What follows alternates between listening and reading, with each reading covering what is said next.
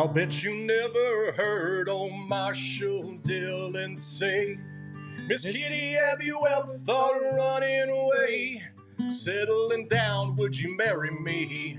If I asked you twice and beg you pretty please, she'd have said yes in a New York minute. We never tied the knot, his heart wasn't in it. He just stole a kiss as he rode away. He never hung his hat up at Kitty's place. Sing it, brother. I should have been a cowboy, I should have learned to rope and ride, wearing my 6-shooter, riding my pony on a cattle drive, stealing a young girl's heart, just like Gene and Roy, singing those campfire songs. Oh, should have been a cowboy. That's it. That was absolutely beautiful, man. Tribute to the late great Sir, Oklahoma Sir, Toby Keith. Man, that's tragic what happened to him, but I don't know, an Okie legend. An absolute Okie legend. Yeah, and reminder that we're not getting out of this world alive, so. No, we really are not. No, it's sad to see, man, especially 62 years old. Old Tobes dying. He's a cool dude. Big dog daddy. Big dog daddy. Oh, welcome back, everybody, to another edition of the Dirty and Driven podcast. My name is James DeVinny. I am your host. That lovely intro was given by my co-host, the notorious Casey D. How are you? And this is the show where we bring people to the blue-collar world, teach them how to kick ass. Our goal here is to gain, train, and retain solid, hard-working individuals in the blue-collar world, baby. If you're new here, if you've listened to some of our more recent episodes and you're like, I want to listen to these guys more, sometimes we have guests on, sometimes we don't. It's just us two. Today it's just us two. And we're going to be jawing on a topic that has to do with, you know what? We're just going to save it for later because I don't even want to hint at it, because if I hint at it, you're going to, it kind of sounds lame. But I think that it's a great topic. And whenever we fully unpack the whole thing, it's going to be pretty cool. So excited for that.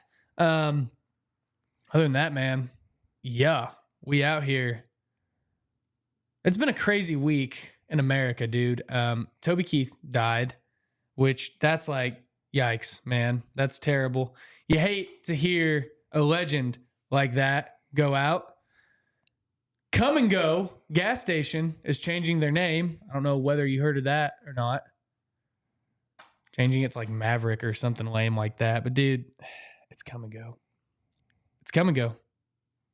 So they took that from us, man. Something else that they're going to keep taking from us. Yeah, that's cool that you tied in both Toby Keith's death and Come and Go losing its name. Yeah. I'm sure that's a nice tribute, nice props out to Toby Keith and what all he did for being a super patriot, a super husband, loving father, all the goodies. Yeah. It's mega patriot. And then the Come and Go gas stations. Yeah, dude. Well, I mean, it's tough, man. I mean, it's the same people supporting both things. You know what I mean? Dude, the reason why I played that song, that was obviously like pretty much his biggest hit that got him off the ground. But that was one of the first songs that I started playing because it was a real simple chord. I mean, it's like 3 chords. Yeah. Yeah. Another one that he did is he wrote the national anthem. Everybody thinks it was by Francis Scott Key, but the real national anthem was by Toby Keith. Oh, shit. Yeah, dude. I mean, courtesy of the red, white, and blue, dog. Oh, that one. I was going to say, I thought it was a Star Spangled Banner. I was going to say I was going to have to Snopes that, you know. But I was thinking, who fact checks Snopes, since Snopes is supposedly the fact check guru? I don't know, Snoopy.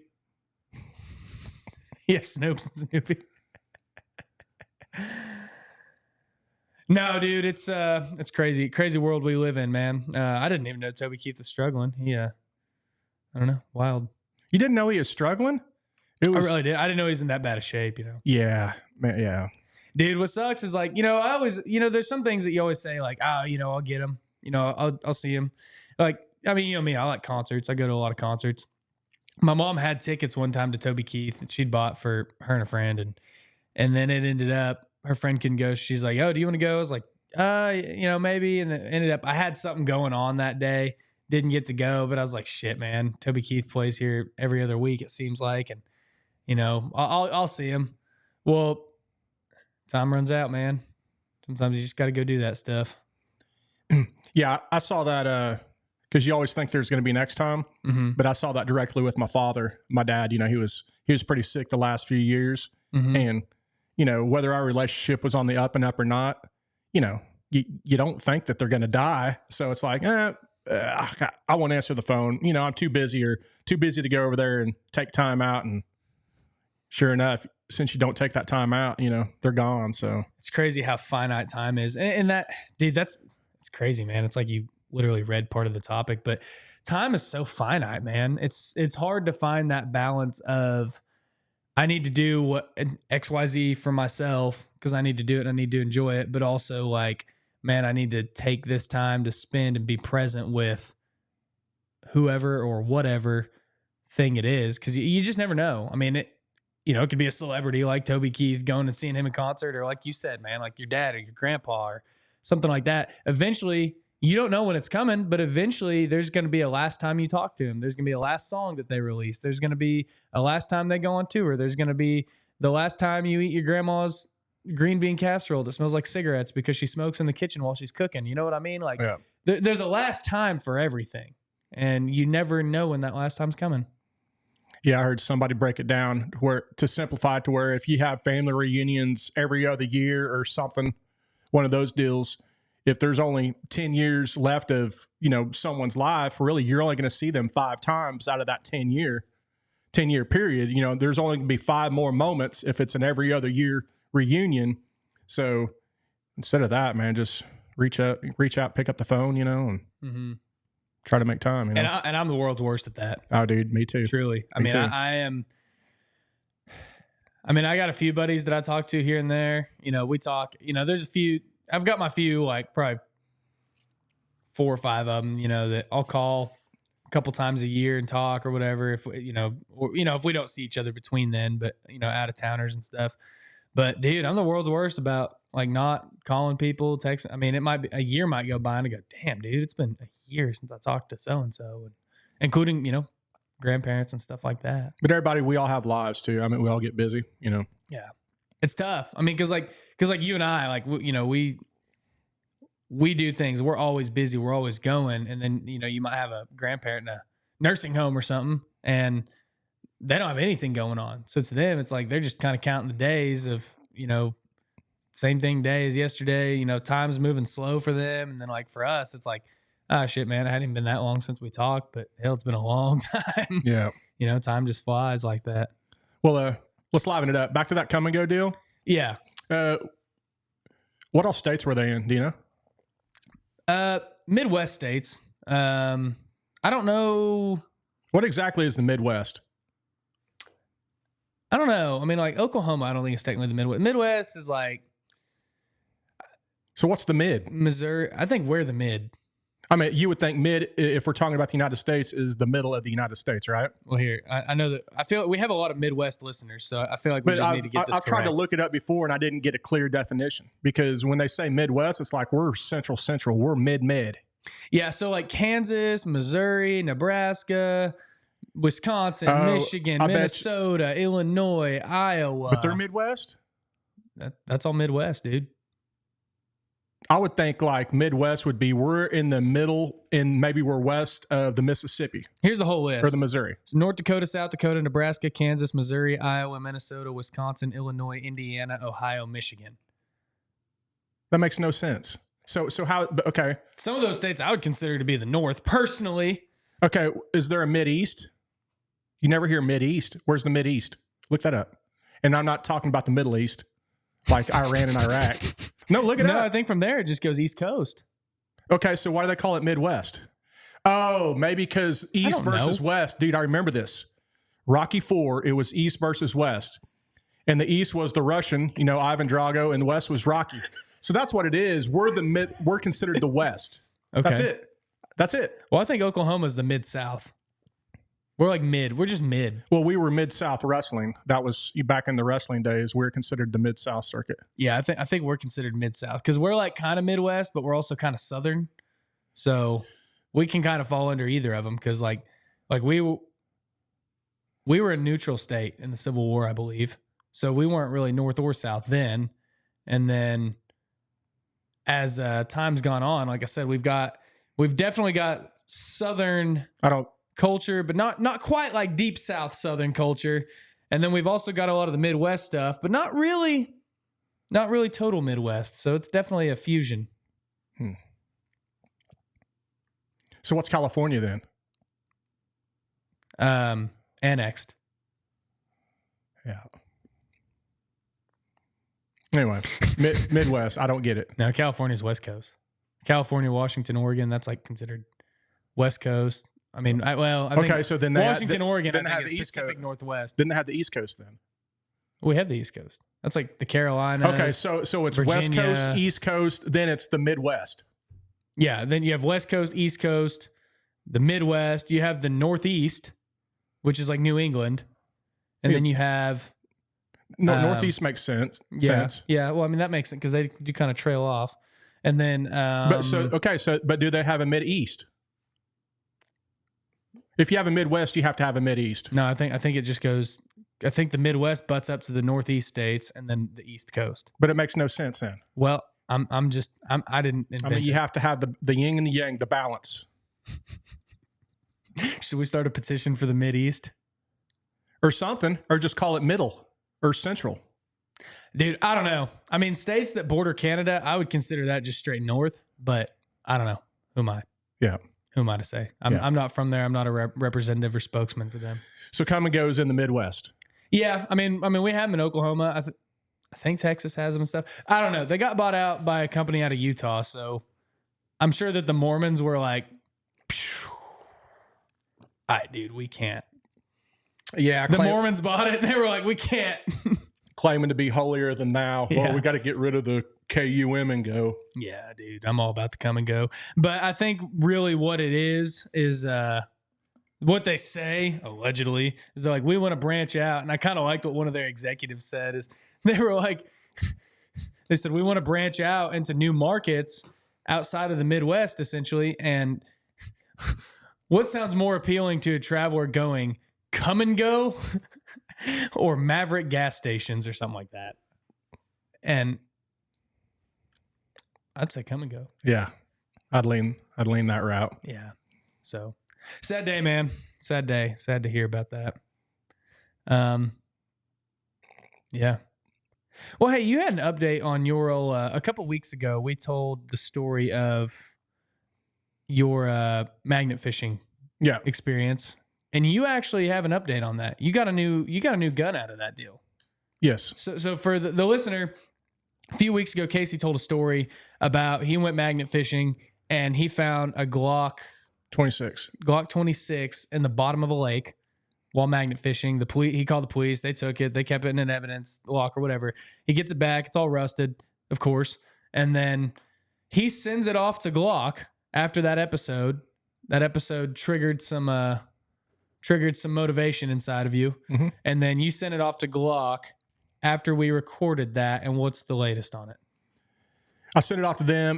Their technicians, the customer service or technical support, they were real good. They reached out and they looked at it. They looked down the barrel. They saw pitting inside of the rifling, so they didn't feel comfortable with the barrel.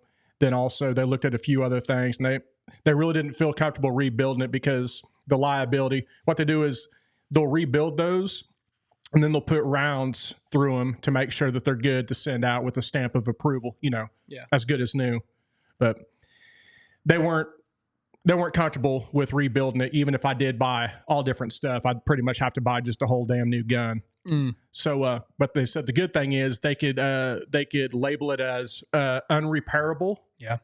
And if they label it as unrepairable, then I get a choice of any Glock that I want for 50% off. Wow. And I was like, cool, give me some time. So I looked and I called them back and I said, all right, I want the same Glock 26. It's a real compact gun. I mean, it's literally a 2 fingers on the handle type of gun. Yeah. You can buy the extended magazine to where you can have your 3rd finger, but it's 2. It's a concealed carry gun. Yeah. So the one that I had was a Glock Gen 3, and the newest model that they had was a Glock Gen 5. Oh. So I ended the Glock 26 Gen 5. So I ended up getting the Glock 26 Gen 5 model. So I called him back and said, hey, I'd like the Glock 26 Gen 5.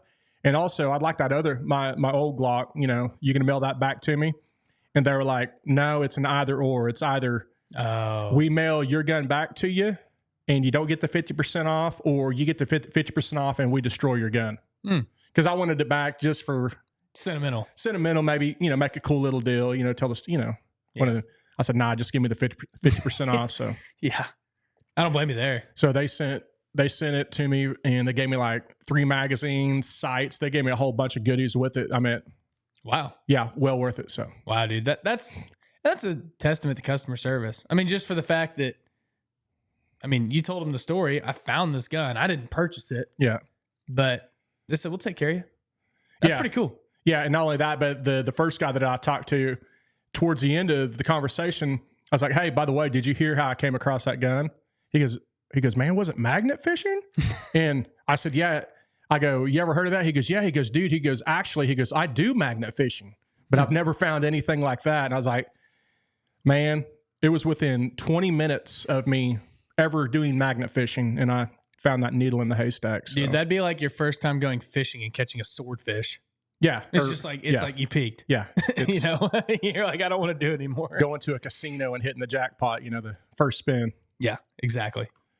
So with that being said, I've reached out to the local gun and rifle club out west of town, and I've got the paperwork. I'm going for orientation this afternoon at 2 out there. Oh, really? Yep.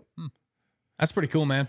Yeah, we'll have to go out and we'll have to have us a little dirty and driven shooting competition. Yeah, it'd be great. That'd be fun, dude. I mean, because I don't shoot that much. At least handguns. I'll shoot my rifles here and there, but that's something I would like. Of course, you always want to do more stuff, right? But I'd like to get into it a little more. But yeah, we'll have to go out and shoot sometime. Yeah, I've been watching a lot of that Chad Wright guy. You know, I brought him up the other day, and he does a lot of just handgun reviews and stuff, and showing you how to shoot and all this stuff. Well, I can't remember what type of gun that he had. It was some type of 9mm that he was high and mighty on. He just released a show the other day, but he does this deal to where he'll start at 10 yards and shoot his, you know, steel target. Then he'll walk 10 paces back, then at 20. And his rule is he has 2 shots at it to try to hit it, to try to plink it, right? Well, with this gun, I ain't kidding you, dude. He started off at the 10-yard mark, bink, you know, goes back 20, hits it on the first shot, 30 yards, 40, kept going. You know how far he went with a handgun? I mean, it had, I can't remember what kind of optic on it, but this is a new optic. He usually uses iron sights. You know how far back he went with 2 tries max? If he misses on the second try, then he's done. You know how far back he went till he finally missed? How far? Just guess. This is a handgun. This ain't a rifle. 80 yards. Almost double that. No kidding. 150 yards. He got to the 100. And like he said, you jokers, he goes, realistically, this is 200 yards. Can you believe, you know, even though it was 150, just guesstimate, right? It was really probably that far. Seriously, it was so far that when he shot, there was a distinct delay silence. Then you hear the pink. It was insane how good of a shot he is. That's crazy, dude. Yeah, that's a skill I need to brush up on a little more often. Yeah, whether it just be going out for fun, but yeah, we'll have to do that, man. We'll have to make a little video or something of us out there on the range. Yeah, that'd be fun. Oh, and one thing I wanted to kind of touch on too that I found out with him and a bunch of other people that is pretty cool is, support people who have good values. Oh yeah. And I know we talked about it before, which you're the one that turned me on to First Form. Mm-hmm. But I found out he's pretty much sponsored by First Form. A guy that is going to be the next UFC champion is sponsored by First Form. His name is Bo Nickel. Have you ever seen Bo Nickel? I have not. Bo Nickel, badass collegiate wrestler, stud, but he'll be the next UFC champion.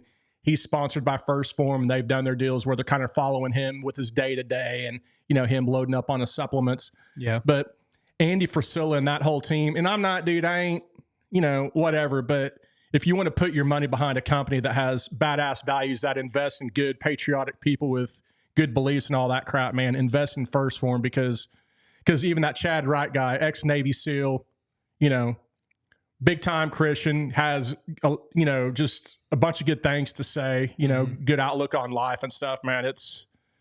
And with all that being said, You're actually drinking some? No, because I finally got it here in Ponca City. Oh, and they've supported our mission too, man. I mean, I brought you the Screaming Freedom one. So hell yeah! Oh, that's that for me. Oh, dude, yeah. it's funny. I brought a gift for you too. What? Yeah. Open this bad boy up. Gifts that keep on giving. Yeah, dude. You didn't, did you? Oh, I did. Oh man, I was gonna get dude. it. Check that shirt out. For the audio listeners, go check this out on YouTube. It's a shirt. It says, it looks like it says Slayer, and it's got a picture of a burrito under it, but it actually says 5 layer, and it's a quesarito from Taco Bell. I love it. So, was your 5-layer shirt? Did it have the sleeves cut out, or did you cut them out? I also have a 5-layer shirt, and I cut the sleeves off. Okay, I didn't know if that was a special. Dude, thanks, man. Yeah. Well, dude, you texted me that, and I was like, that's, I was like, you sent me that, and I know you're big into goofy shirts, so I ordered myself one for whenever I play on stage, and then I just got that extra one for you. It's my token of appreciation for you being my co-host. Well, thank you. I think Taco Bell, they originally had like a 7-layer burrito, but they might have went back to the 5-layer. I don't know, man. So I used to eat a lot of quesaritos, man. Yeah. Back whenever I was just a wee laborer, and we would go to, my boss used to give me $10 a day for lunch, which was pretty cool, man. I wish I still got $10 a day for lunch, but he'd give me $10 a day for lunch, cash, and I'd go to Taco Bell because you could usually get they had the $5 quesarito box. Mm-hmm. It'd be that 5-layer quesarito. You get that and come with whatever else came in their boxes, and a pretty good little lunch. And I pocket that other $5, and it was a good day. I'm glad they brought back the Mexican pizza. Never had a Mexican pizza. They're good. I made get this, dude. I made a pizza the other day, and I took the crust. I took a pound of ground chicken, and I mixed you did it? Yeah, dude. Yeah. I've done it before, but it didn't come out the way I wanted. But this time I mixed it with some garlic powder and some mozzarella, and some other I don't know, garlic powder, mozzarella, and an egg. I think mixed it all together good. Put it down on some parchment paper on a baking sheet. Got it real flat. Last time I didn't make it flat enough. But, dude, eating it, I mean, it didn't have like a crunch. Like if you like a crunch while eating your pizza. But, I mean, eating it, man, you couldn't really tell. But it was just ground chicken instead of crust. That's a good alternative. Yeah. I have something not as healthy, but I heard it the other day. Got work, said, man, because we got an air fryer at work. He said, dude, he goes, have you seen the TikTok or heard about them taking Twinkies and sticking them in the air fryer for a little bit, and then you cook them and it makes a perfect, like, crunchy little outside crust and eating them? I go, nah, dude, but that sounds badass. I'm going to buy some tomorrow. Hell yeah. So I went and bought them, and then the next day I put them in the air fryer and took them out. Look at that. Oh, yeah? How was it? That looks like fried plantains. No, that's them. So it was great, but the trick is you have to keep an eye on them. So I put them in there at 350 or 375 for a little bit. Then I didn't know how it was going to cook inside that air fryer, right? Mm-hmm. I didn't know if I was going to open it up, it was just going to be mush. But I opened it up and I touched it. It was still kind of soft. And I opened again, had a little bit of texture. And then within 30 or 45 seconds between that last touch and there, it came to that like the perfect golden brown. Well, I pulled it out and it was a good little outside crunch to it. But I almost cooked them too long. So if anybody out there is gonna do any air frying on Twinkies, man, you got to keep an eye on them. Dude, one time, speaking of Twinkies, have I told you this story? last time I ate a Twinkie, I think I can't stand them anymore because of this. So we did this deal. No, I'm not a Twinkie fan, dude. We did this. I was probably 12, 13 years old. I was in my church's youth group, and they were doing this eating contest. And it was like, who could eat whatever the fastest? Well, they'd pull up 5 people, and they did a couple. The first one was carameled apples. Well, one of them my buddy got, and it was a carameled onion. Well, I went next, and it was a Twinkie eating contest. You know, there was all apples, and then there was one that was a carameled onion. Nice. It was funny. He just ate the caramel off of it. He's Yeah. like, why did you eat that? He's like, I like caramel. Yeah. And then I go up next, and it's 5 Twinkies. Who can eat this Twinkie the fastest? And, dude, I take it, and I just shoved the whole thing in my mouth, and I'm trying to chew it. It's fucking mayonnaise. They hauled it out, and they put mayonnaise in instead of cream, dude. Nice. Oh, I threw up. I That's a threw good up one. everywhere, man. That carameled apple is kind of a good idea because if you think, or carameled onion, because if you think about it, when you cook onions in a skillet, Caramelized onion. you caramelize them. So that's a good point. I never thought about that. Yeah. Damn. Cool, man. Oh, yeah. We also got some hats. I think I chatted him out the other day, but our boy, Nicholas Ray Braby, I still haven't figured out how to say his last name. He sent us some hats and stuff. Our boy Luke over at Phaser Marketing sent us I noticed some you swag. I got this hat. got the phaser going. There's some air fresheners and stickers and all sorts of cool stuff in there from him. So I appreciate you guys for sending us that. Oh, the old dirt bags. The old Dirt Bags podcast. So shout out to you guys for sending that stuff in. I mean, you know, it means a lot to us. It really does. It's nice. You know, again, we don't make any money on this show, so every now and then you guys send us some cool little stuff like that. It really means a lot to us. It lets us know that we're hopefully doing a good job and keeping you guys engaged. So appreciate everybody who has sent that. Everybody who's sent us money in the tip jar. Again, that just goes straight to making this production better. We had a guy in here yesterday who's a bit of an expert on production stuff, helping us get our studio more dialed in and tuned in. So that's a work in progress, but everything's looking better. And we're just trying to deliver the best quality product. And again, this podcast is to support a business of building training programs and creating a sustainable future for the construction trades. I mean, we joke around, we have fun on the podcast, but you know, this is where we come, and this is our outlet to hopefully attract more people to join the trades by seeing that we can have fun, and we do have fun, just being blue collar people. So that's what it's all about, man. So we do appreciate it whenever you guys send us that stuff. We're not asking for handouts here. We're just saying that we do appreciate it.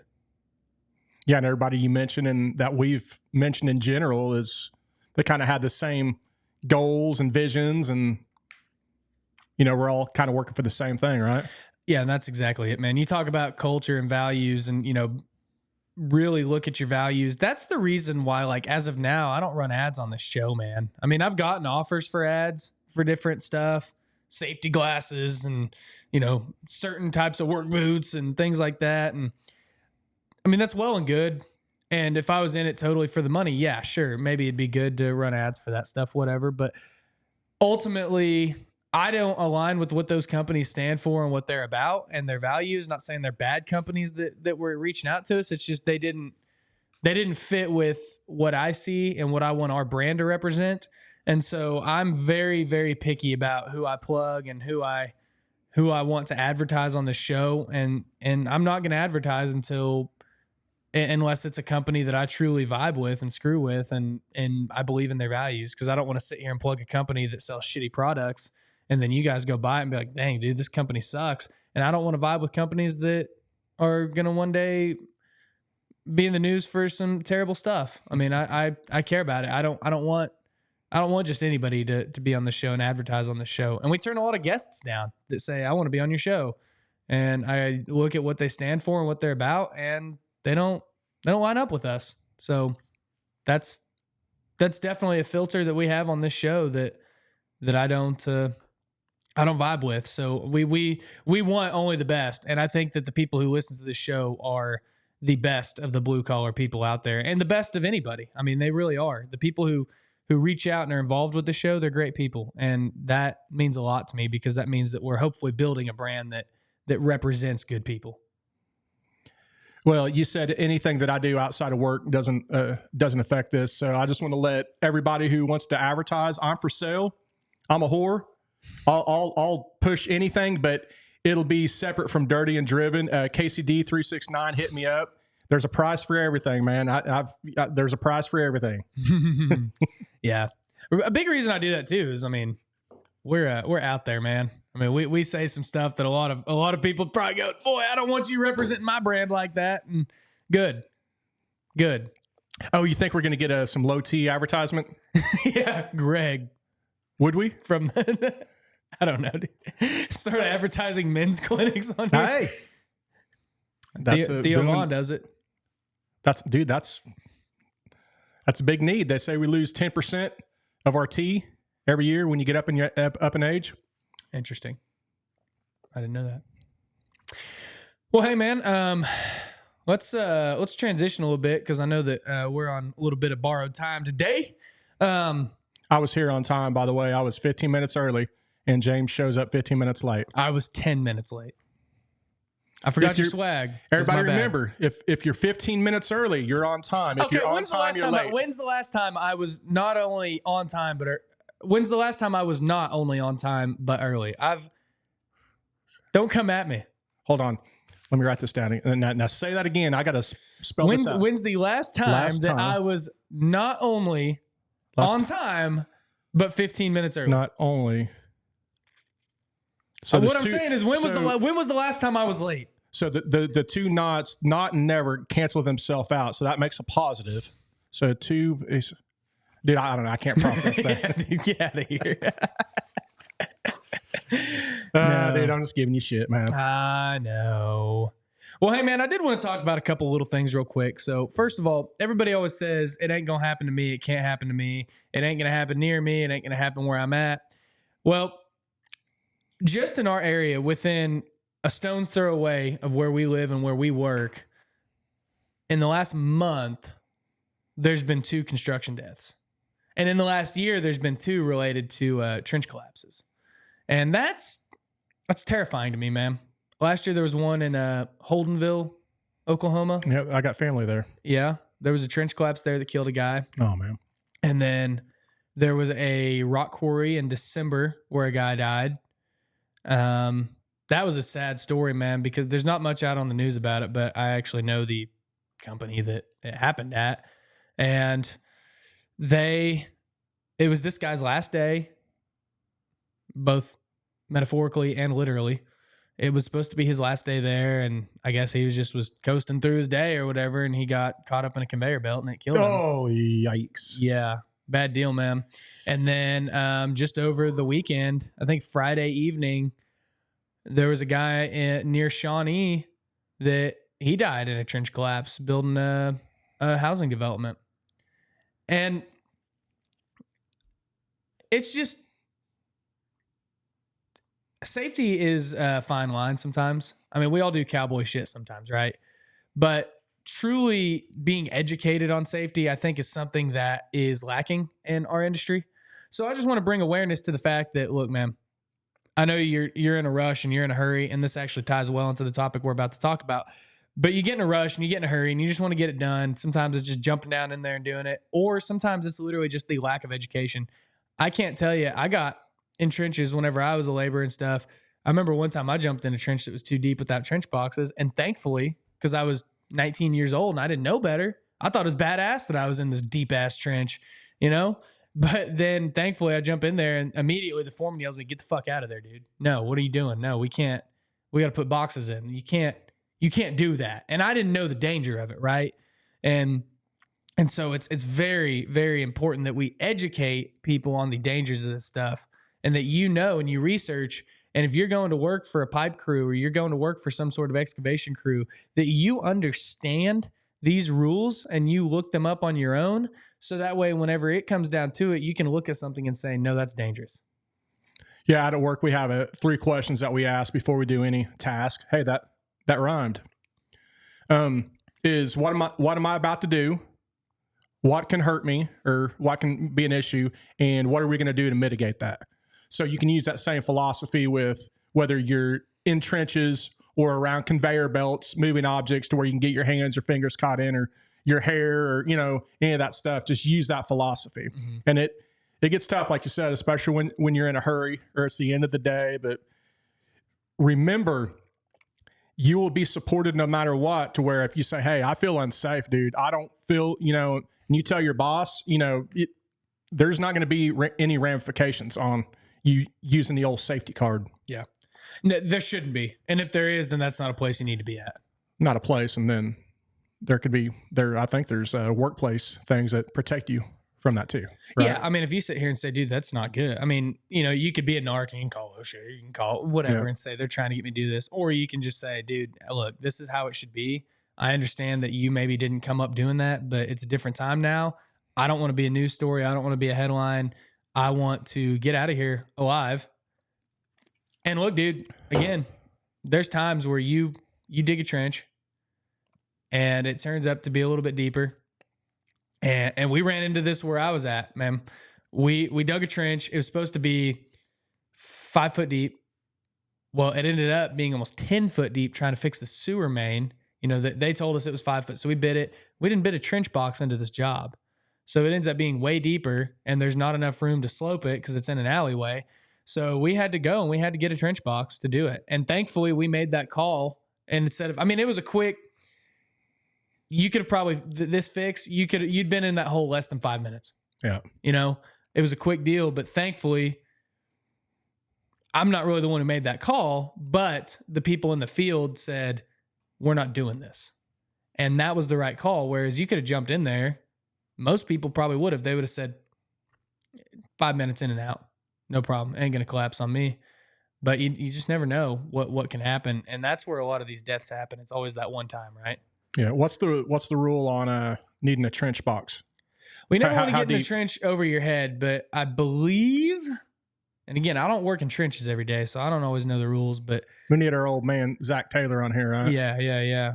I think if it's, I mean, I'm trying to think. I'm sure it's a Google away, but I'm sure it's a Google away. Yeah. But I mean, you never want to be in over your head, of course, but I think really it's supposed to be like 4 foot steps essentially. Cause like whenever I was on a utility crew, they would do it. And then, you know, every 4 feet they would step it.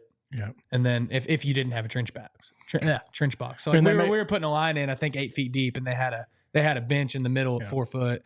And then that was how that was. And they make a good point too, that let's say it's only a 4 foot deep trench, right? Mm-hmm. Well, if you get down on your hands and knees to do some work, now it's like a 6 or 7 footer, right? Because you just made the trench taller than you. Yeah. And now you're in a world of hurt if something happens, right? Yeah. And people don't realize how heavy the ground is, dude. Yeah. I mean, you got all of the earth pushing on you if that thing comes in. The earth, and then if there's moisture in the earth. Yeah.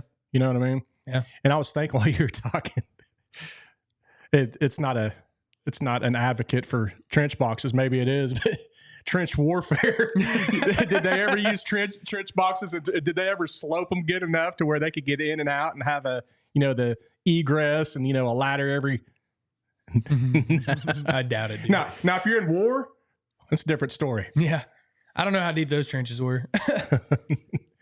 Oh man. But yeah, so that's just something to keep in mind, man. Just, you can't put a price on your own safety and your own health. And I think so many companies, I worked for a place too. I didn't work for this place very long, but every Monday we do our toolbox talk safety meeting. Right. And I get that those are a drag, man. I get that those suck, but the guy running the job would always just say, sign off on this. And I'd be like, what is it? And he's like, well, it's our safety meeting. I'm like, oh, are we doing a safety meeting? No, but we have to submit weekly safety meetings. So just sign that you were here. I was like, okay. It was a bad deal. And I get that those are a drag, but like, dude, I was 17 or 18 at that time. I mean, I really didn't know much. Yeah. I mean, I could have probably benefited from some of that information, although it's boring and cheesy. A lot of it's common sense, but to a kid who's barely been in the industry, common sense is different than a guy that's been in it for a long time. Yeah. But I think that a lot of companies too, back to the safety meetings, is they can be a drag and they can be terrible. And a lot of people, they claim to be safe, but truly they're only claiming to be safe and doing things that the insurance says will lower their rates, not necessarily being safe because they truly care about whoever's out there working. And that's where you have to take a hard look and say, do I actually have a good safety policy in my company, or am I just trying to get my insurance rates lower? Because there's a big difference. There's a lot of companies too that go above just the standard requirements for safety too. Well, and you should. And those are the good companies. Yeah. Yeah. Enough on that. I just wanted to talk about that because it was fresh in our mind and it's close to home. So I thought that it would be a good topic. Shout out to Zach Taylor for actually posting that, because I didn't know about that until he posted it. So cool, man. It's crazy that a guy near Boston found out about that, faster than me, but hey, I don't watch the news. Today's topic, though, I think it's because the algorithm that you got all them like swimsuit model stuff being pumped to you instead of workplace safety issues like Zach's getting pumped to him. Yeah, exactly. All right, so today I want to talk about essentially the core of this topic is patience or not rushing yourself. Now, whenever you talk about patience, I don't know. Whenever I just say that word, it makes people kind of tone out. All right, fuck you, whatever. But I want to talk about this, especially to the younger crowd. That reminds me real quick. Hold on.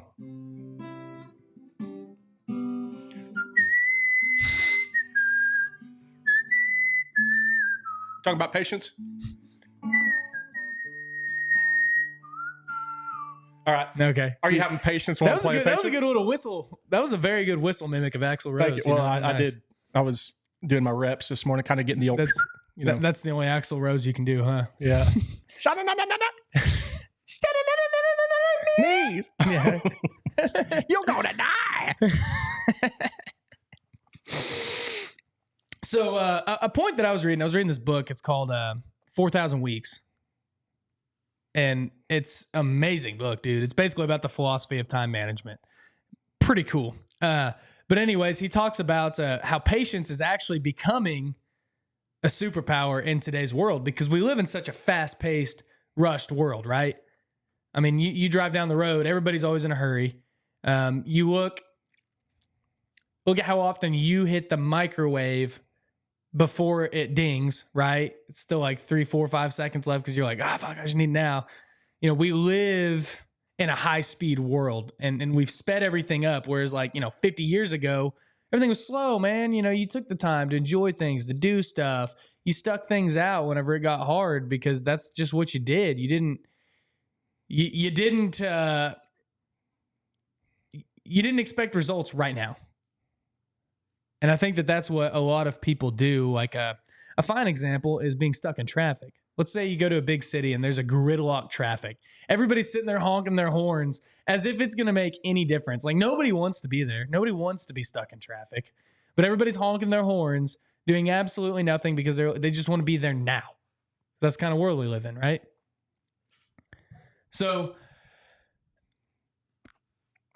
if you can learn how to use patience right, I think it can be a superpower. And as I was reading this, it was kind of eye-opening to me about how this kind of fast-paced world,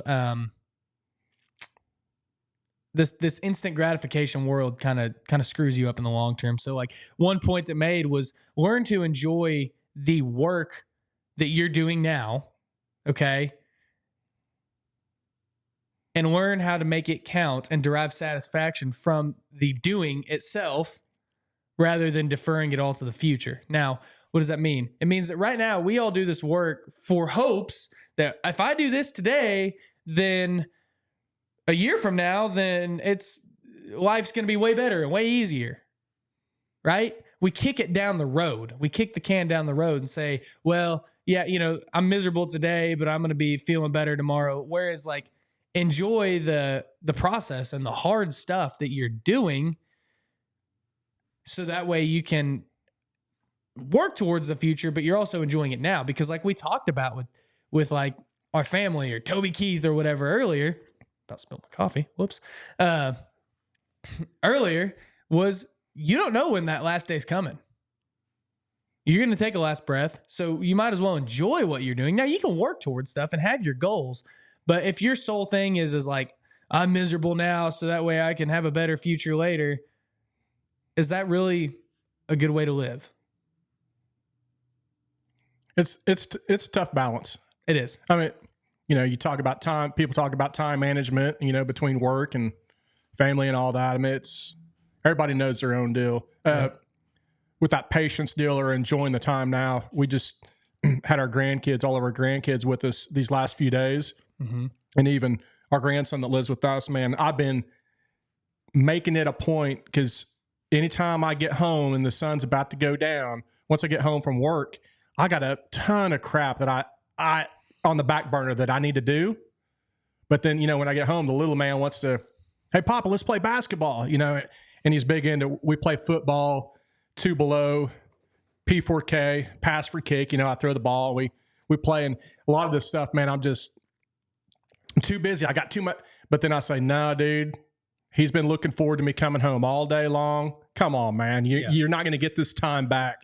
So I've been doing it, man. And I've been being more mobile, running, getting out of breath, but it's been good for me. But plus, it's been good for just the relationship because, like I said, you can't get time back.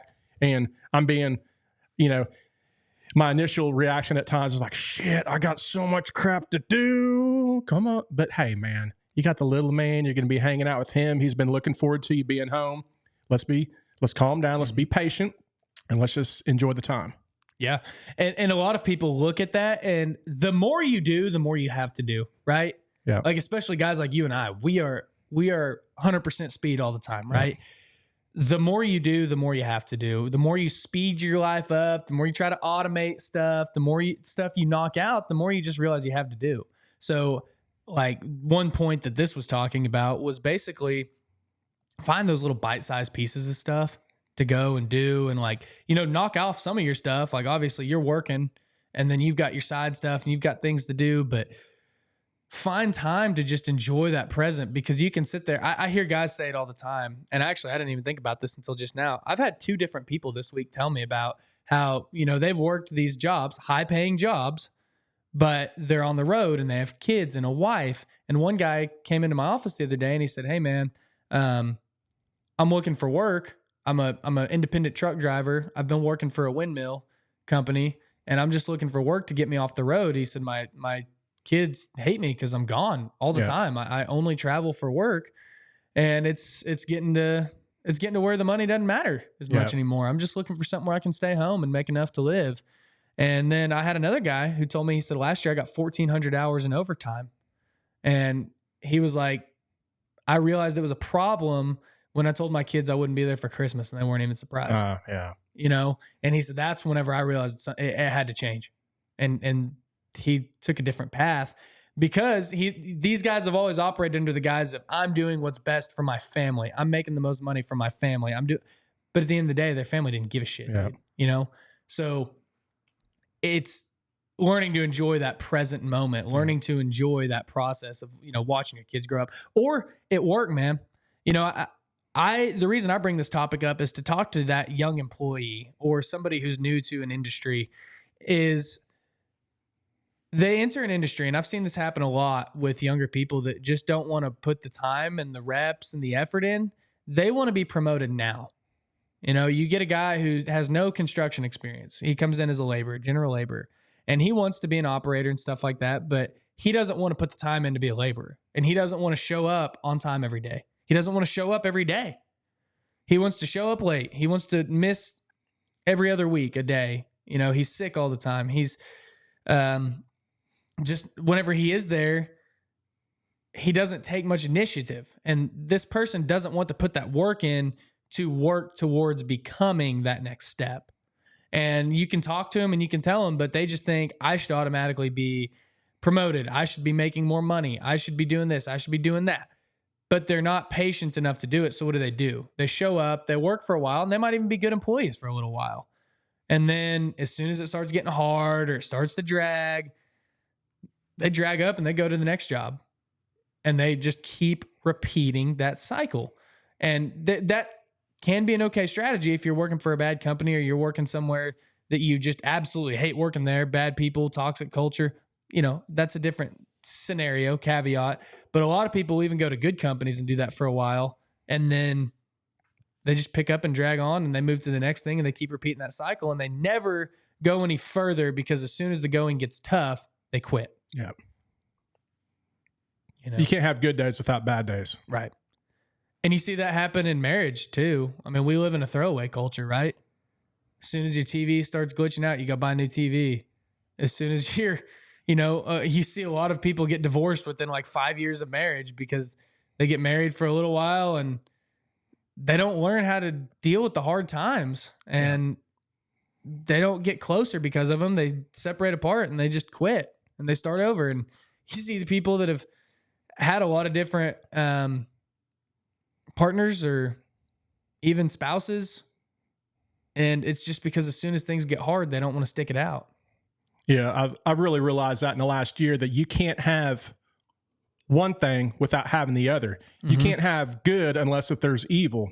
You can't have good times in a relationship or work or whatever without having to go through a struggle to be able to know what a good time is, right? You can't have hot without cold, Yeah. Ice without steam, or you can't have any of that crap. Yeah.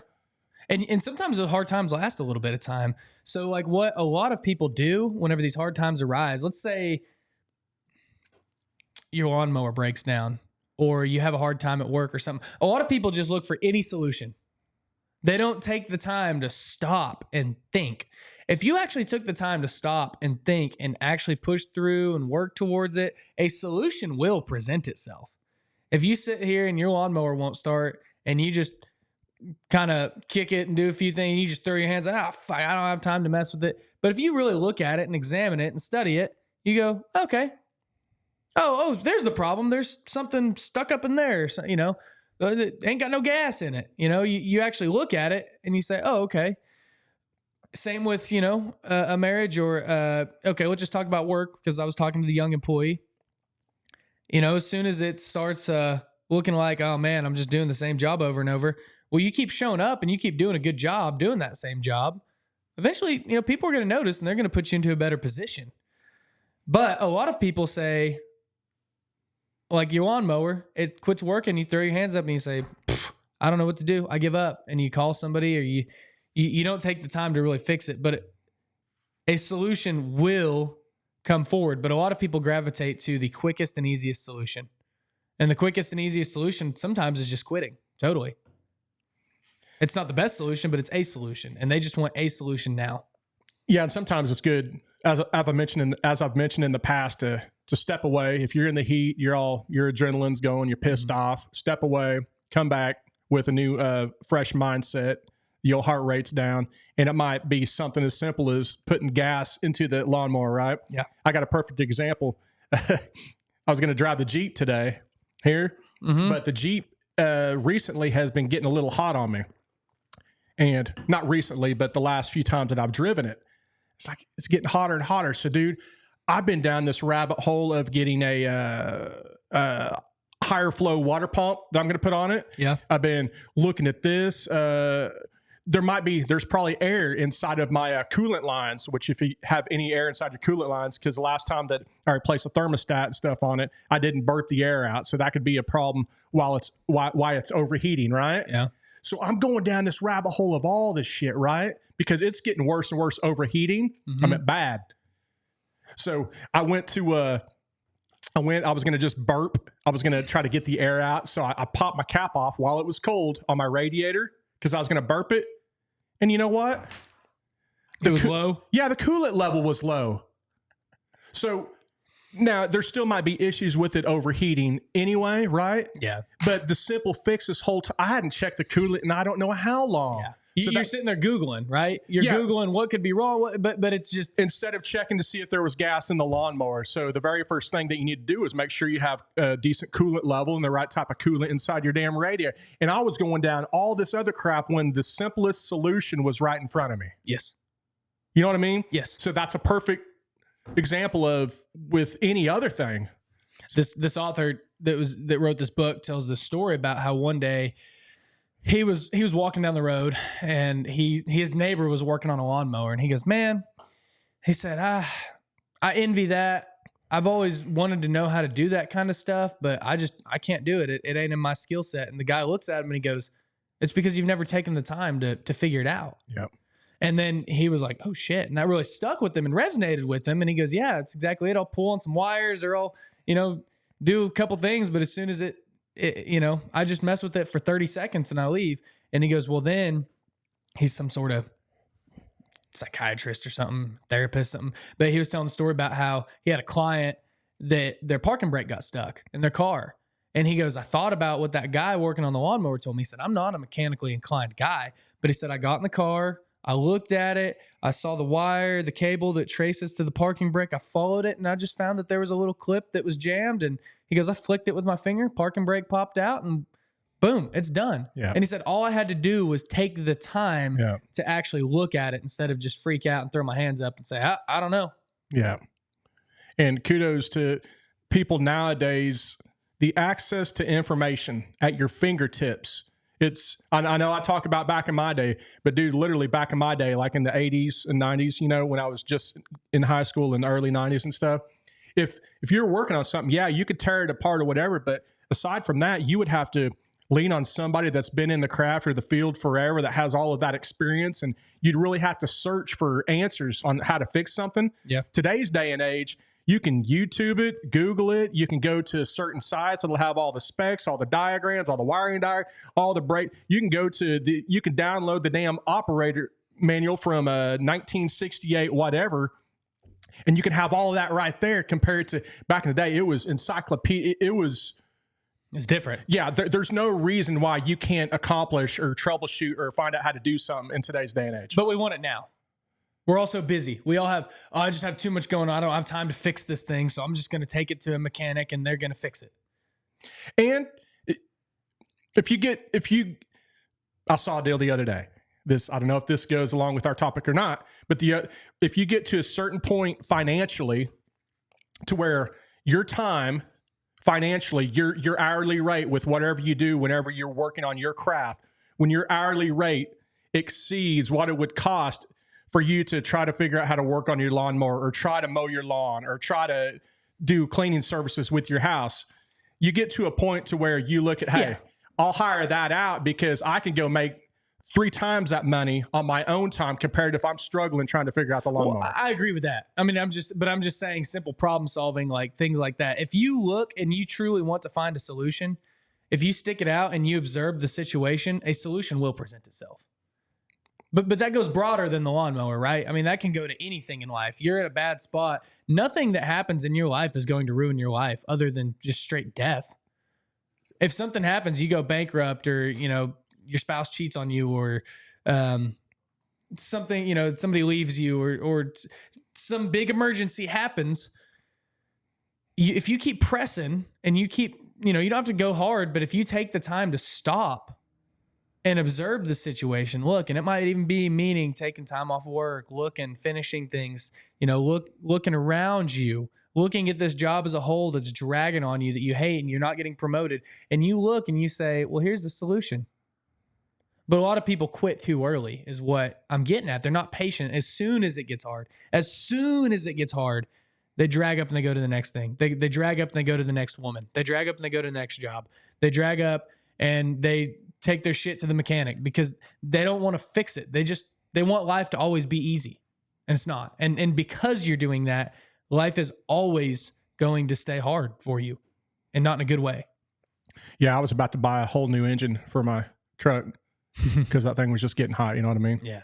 Throw something at it. And I apologize to all the lawnmowers out there. We didn't mean to single out lawnmowers each time we talk about issues.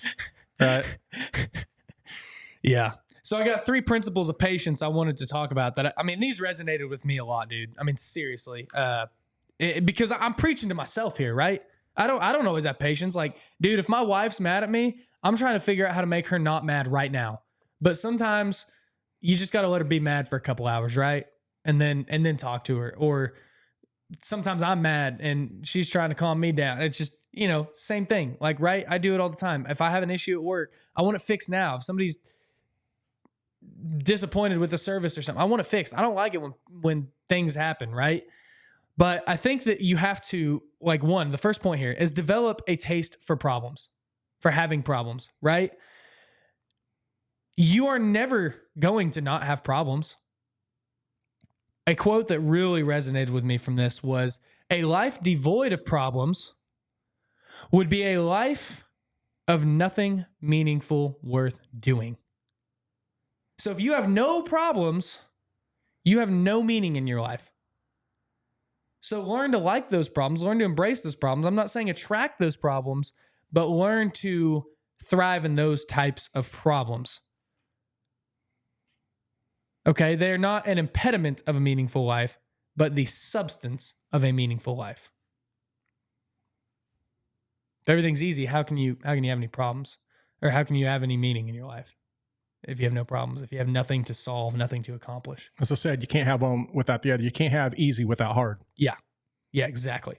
And there's problems, dude. I mean, if you work in construction, you know that you have problems daily. Well, a lot of times our supervision, our uppers, you know, I'm entry level, but all the uppers, they don't want you to come with a problem without already having hopefully a solution for it. Yeah. Oh, this is going on. That, hey, you're employed, you're there for a reason. Hey, give us some options. What are the solutions to this problem you just presented me with? Yeah. You know. Yeah, and that's good that they say that, dude, is not just, okay, there's the problem, I'll solve it for you. Yeah. It's, okay, you have a problem. What are you going to do to fix it? That's great, dude. I love when employers give that authority to their people to solve those problems. And that goes back to the old adage of do something hard, man. I mean, problems are going to come. You're never going to not have problems. Now, sometimes there's periods of your life where you have less problems than the other. I mean, and a problem can be as small as anything. I mean, a problem can be, I got to pay my gas bill tomorrow. Sure, you might have money in the bank to do it, but it's still, okay, I got to pay that. A problem can be small stuff. I mean, there's times where life is skating, easy, whatever. And then there's times where life is really, really hard. And whenever you're in those easier periods, it's important to challenge yourself to do stuff that is hard. All right, go out. And I mean, I always talk about physical. Like, I do hard things physically. I do endurance stuff. I lift weights because it's hard and it gets me uncomfortable. And it tests my mental toughness because I have to sit there and say, I don't want to do that in my head and have that argument in my head and say, you're going to do it. And then you realize I can do that. I didn't want to do that. I didn't think I could do that, but I did that. And that prepares you for life's real problems, these metaphorical problems in our head of, you can run one, you know, I can't run one more mile. Yeah, you can run one more mile. I can't lift 10 more pounds. Yeah, you can lift 10 more pounds. I can't do another rep. Yeah, you can do another rep. I like that because it shows you that, yes, you can do these things. So whenever a real life problem comes up, you've got that mental toughness to say, you know what, I got this. Yep. And the physical toughness too. Yes. Hopefully. The next one is to embrace radical incrementalism. That's a big word. I heard radical and Islam. You kind of incrementalism. So what do I mean by that is, like, take things in bite-sized pieces, man. Like you're talking about, like, sometimes we mentioned it earlier. Sometimes you do little parts of the things you need to do. You're like, man, I got this big to-do list of, let's say, your passion stuff, like your maintenance stuff, man. You do your maintenance. Okay. You go to work and then you knock out a little project here, a little project there. And then on your days off, you know, you go and you hit them a little bit harder. You got days where you do a little bit and you got days where you do a lot. And then you've probably got days where you just say, fuck it, I'm not going to do it today. That's it, dude. That's basically doing it enough to where you're making progress towards it, but it's sustainable in the long run, rather than like if you were flipping a house and you went and you were just balls deep flipping this thing, going to work and trying to flip this house, spending every waking day there to the point where you go, fuck, dude, I don't want to go to this house anymore. I don't want to work on this anymore. I'm tired of this project. I'm burnt out on it. It's doing it enough to where you're enjoying it. You're having fun with it. It's doing good. You're able to handle everything else in your life, and you're not procrastinating this, and you're also not hating this. Yeah. That's what I mean by that. So it's like, you know, find little things to enjoy. It's like this book used the example of artists and or PhD students and their writings, and he would basically say the people who wrote less actually were more successful in the long term because they were more consistent, because they wanted to do it. And it's like they would sit down to write for their PhD dissertation, and some of them would do 5 minutes to an hour a day. And then they do it like 5 days a week. And then they'd take some weekends off. And then there was the ones who just like, they'd try to knock it out all at once, binge stuff, do it all, in one day and knock it out. But they'd procrastinate it. They'd put it off. Whereas it's like, this is saying just start, do something, do a little bit. And then, you know, if you've got days where you're feeling good, do more and then cut it off at a certain time so that way you don't burn yourself out. It's like that for a lot of things. Yeah, I was always which I never was a scholar by any means, but I was always wait till the night before to study or cram for a test. Oh, and I knew the right thing to do. You know, I knew that I need to do the bite-sized pieces. It's not like I was doing what do you call it, dissertation? Yeah. You know, I wasn't getting I might have gotten my PhD in partying, but it wasn't like a legit, you know, something I could put on a wall. I guess I could frame it and put it on a wall, you know? Just a picture of you holding a Coors Banquet. And, yeah. You know, PhD. There you go. Jerry Seinfeld had a good example of that too. You're quoting Jerry Seinfeld. You need to stop quoting this guy. You don't like Jerry Seinfeld? Why? Well, he talked about how whenever he writes comedy, he said, I just sit down and write every day. He said, I might write for 1 minute. I might write for a couple hours. Yeah. But I just sit down and do it every day. And that's cool, man. I think that's a great thing. So like if you're starting a business or you're trying to work on something at your house or something, just finding that little bitty deal. I mean, I know there's things that I walk past every single day that I look at and I go, I need to do that one of these days. And I never do, you know, because in my mind, I have to do it all at once. Yeah. I don't know how many times I'll walk past something that's on the ground at the house or wherever, you know what I mean? It's, dude, it literally will take you 2 seconds or 3. I'll get it next time. Yeah. I'm too busy. Yeah. Cause I'm bad, dude. I get into a zone or something and I want to do it all at once rather than just, but that, I mean, that's something that my wife has really helped me realize is like, there's things that, hey, you don't have to do it all. Just do a little bit today and a little bit tomorrow. Spend 1 minute on organizing the attic today. Spend 1 minute and then do it, you know, a couple days in a row and it'll be done, dude. Instead of waiting until you have an hour to do it all at once, you know, just spend a minute on it. Right. You know, and that's something I'm bad about, but certainly being married has helped me realize that.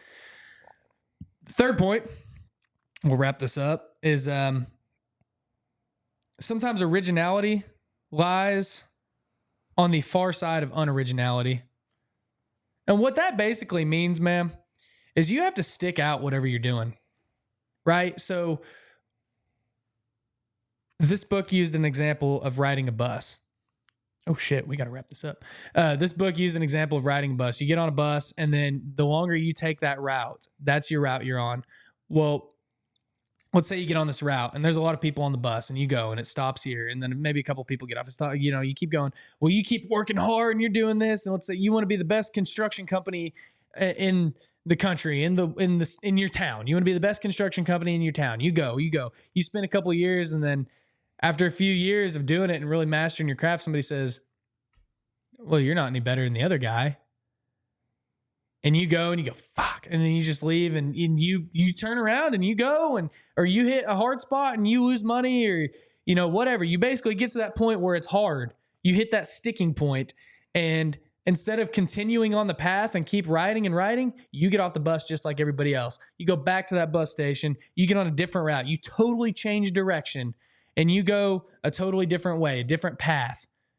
And then the same thing happens. You go and you get so far and then it gets hard or it gets to that point and then you go, fuck, everybody else is already doing this or somebody's already better than me.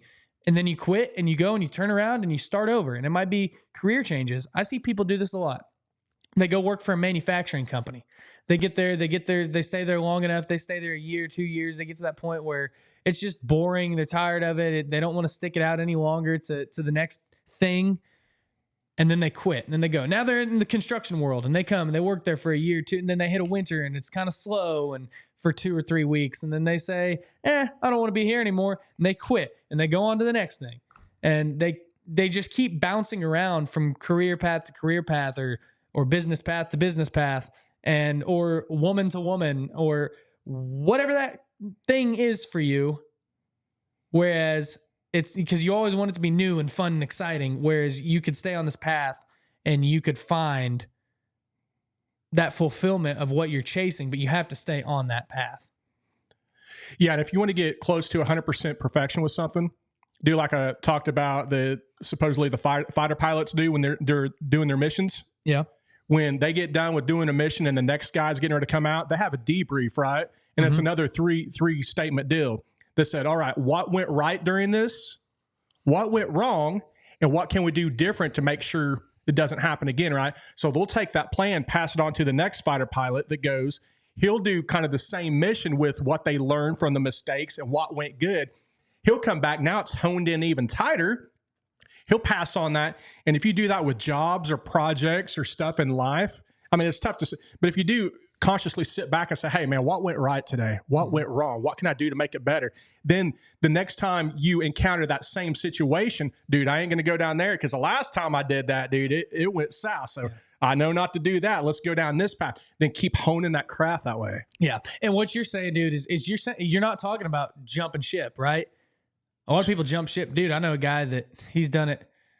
Guy's probably done it 10 times. He was in one career path for a while, and then he was in this career path for a while, and then he started his own construction company. Well, then he didn't do too well at that, and it started getting bad. Money started getting tight. Now he's doing something totally different. It's just you go, and then instead of making those small adjustments and tweaks and continuing on the path, you just quit and give up, and then you go find a new path because you always want something new and exciting. And that's something about my generation that I hate is you do something for a while, and once it starts getting to the point where it's dragging, because things are going to drag. As soon as it gets uncomfortable, I'm gone. I want something new. I want something different. It's like the people who want to live in a school bus, right? Yeah, sure. That's cool. That's an interesting life, whatever. But you can only do that for so long. You're just always wanting something new and different. And like you can go to a town. I can visit 10 different cities. You and I go on a road trip tomorrow, and we could go to a different city every single day. Right. And we could go, we could hit some highlights. We could experience it. Right. We could see it. We can say we've been there, but that's also not the same as living in that city and truly indulging in that city and checking out and staying in that city for a year, 2 years, 5 years, 10 years. You know, some people want to jump ship and they go to, that's why you see so many startups. They get a bunch of employees. They hire them. It's fun. It's new. It's exciting. They want to be on the ground floor. Well, then after a year, they've got totally different people working there because those people went and jumped ship and they found something else that was new and exciting. And then, and the cycle just keeps repeating. Or people that, again, they might have a partner for a few months and then they switch to somebody else because they want something new and exciting and different, or their job. It's just, but you don't get this kind of uniqueness unless the third point of, you know, staying on the path. It's on the other side of unoriginality, right? It's whenever you find a path and you stick to it, and you've got to bounce around some to find what you like. I'm not saying you can't bounce around some. I'm saying, you know, once you find a path that you like and you seem to want to be on it, man, stay on that path a while, and you will get to a point that you will experience something that nobody else is getting to experience, or most people are not getting to experience because they didn't stick that path out. Yeah, and nothing's going to be easy, worth the reward. Whenever I was framing and I was trying to cut rafters to do, I couldn't figure out the right angle, and I'd be, damn, this is so tough. And my old boss, Dub, I go, man, this is just so hard. And the boss would say, well, if it was easy, our wife and kids would be doing it. That's what I always tell us, you know? Yeah. And so, yeah. And that's part of the reason we don't have as many people coming into the trades, is because learning those skills is hard. And let me hedge, I'm not saying our wife and kids aren't capable of cutting rafters. Oh, everybody knows what you mean. That wasn't what I was meaning. Yeah. Well, dude, you got any final thoughts on all this? Yeah, and my dad would say, I don't know what to tell you, son. That's a part of life. You know, when anytime I'd come bitching to him about a problem or whatever, that's part of life, son. You know, life ain't all roses and, I was going to say daffodil. Is daffodils a word? Daffodil? Yeah, that's a flower. Okay. I mean, dude, you even talked about First Form before. I mean, I don't want to put anybody on blast here, but I was talking to one guy, and I was at their HQ last year, and he was showing me around and everything, and he goes, I was like, dude, this place is so bad. This must be awesome to come work here. He goes, yeah, it is. He said, the culture is amazing. The people here are amazing. And he said, but I'm going to tell you this, because I know everybody's always awestruck by it. He goes, it's still a job.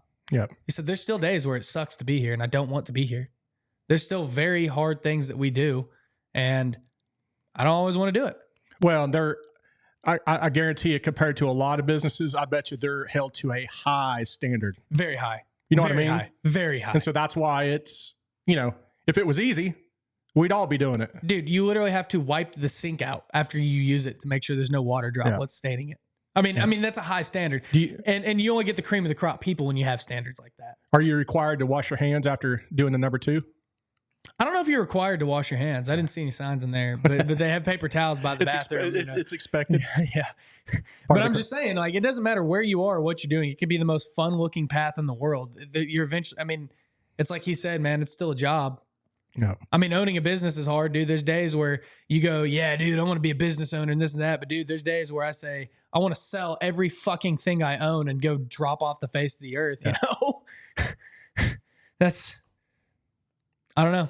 There's always, the grass is always going to be greener. But something that my pastor actually told me a couple weeks ago is the grass is greenest where you water it. Your pastor told you that? My pastor. Because you're talking about green grass. Another deal.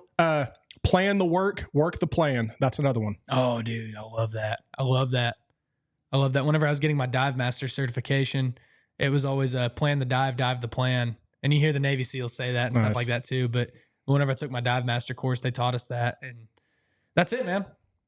And you may not have a plan. I mean, you and I talk about it all the time, having goals and having plans. You may not have goals and you may not have plans, but if you find a path that you like, man, I just have to encourage you to stick it out. If you're in the construction industry, there's times where it's very discouraging. And there's times where I almost quit, dude. I mean, there are times whenever I was 19, 20, 21 years old where I hated the people I worked around.